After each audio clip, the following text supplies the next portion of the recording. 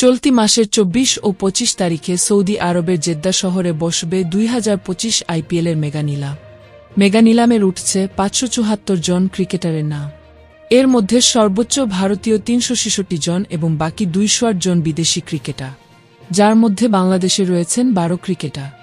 গত ৩১ অক্টোবর শেষ হয়েছে আইপিএলের রিটেনশন প্রক্রিয়া। এবার পালা মেগা নিলামে। আগামী আসরের আগেই অনুষ্ঠিত হবে টানটান উত্তেজনাপূর্ণ মেগা নিলাম।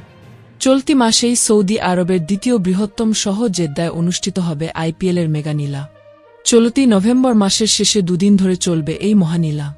সেখান থেকে দল বাছাই করবেন ১০টি ফ্র্যাঞ্চাইজির মালিক এবং কর্মকর্তারা।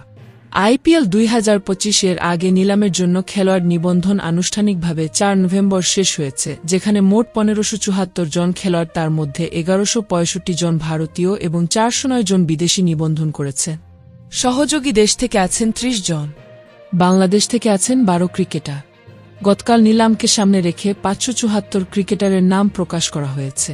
৫৭৪ ক্রিকেটারের মধ্যে ৩৬৬ জন ভারতীয়, ২০৮ জন ওভারসিজ, ৩ জন আছেন সহযোগী দেশের ক্রিকেটার। সর্বোচ্চ ২০৪টি স্লটে ক্রিকেটাররা দল পাবেন, যার মধ্যে সর্বোচ্চ ৭০ জন বিদেশি ক্রিকেটারের কপাল খুলবে। সর্বোচ্চ ২ কোটি ভারতীয় রুপি ভিত্তিমূল্যে আছেন ৮১ ক্রিকেটার, যেখানে নাম আছে বাংলাদেশের মুস্তাফিজুর রহমানের।